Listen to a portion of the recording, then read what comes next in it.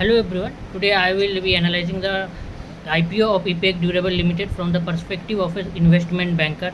IPO are a crucial way for companies to raise funds for the investors or participate in promising business. EPEC Durable is a leading original design manufacturer in India's consumer durable sector. Instead of selling under its own brand, it manufactures products like air conditioners, microwaves, and small applications for major names such as Voltas, Daikin, Havells, and LG. This makes the company a vital link in India's growing consumer durable market, which is being fueled by rising incomes and strong government support for domestic manufacturing. Now, let's talk about the IPO. The total issue size was around 640 crore with a price band of 218 and 230 per share.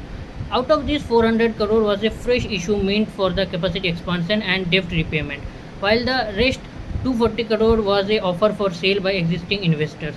The IPO was subscribed well across all categories, which reflect healthy market sentiment and confidence in the company's growth story. On the financial front, EPEC Durable has shown consistent growth in financial year 23. Its revenue crossed 1500 crore and profits also improved thanks to the operational efficiency. The company reported as return on equity about 14% and return on capital employment of around positioned itself as a competitive and efficient manufacturer. However, the valuation came at a higher side with P/E ratio near 59, indicating that the market is already factoring its strong future growth.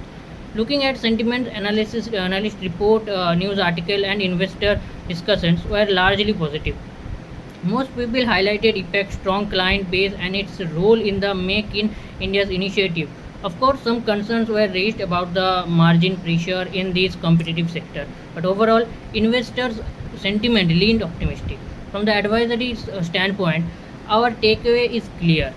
While short-term volatility may occur, IPAC Durables IPO represents a strong long-term opportunity. With its functional fundamentals, growth prospect, and strategic role, it in the supply chain, and the company is well placed to benefit from India's expanding manufacturer sector. In conclusion, the IPEC Durable IPO reflect how financial markets, investor sentiment, and strategic fundraising come together to fuel a company's growth journey. Thank you for listening the analysis, and I hope it gave a clear insight into IPEC Durables IPO.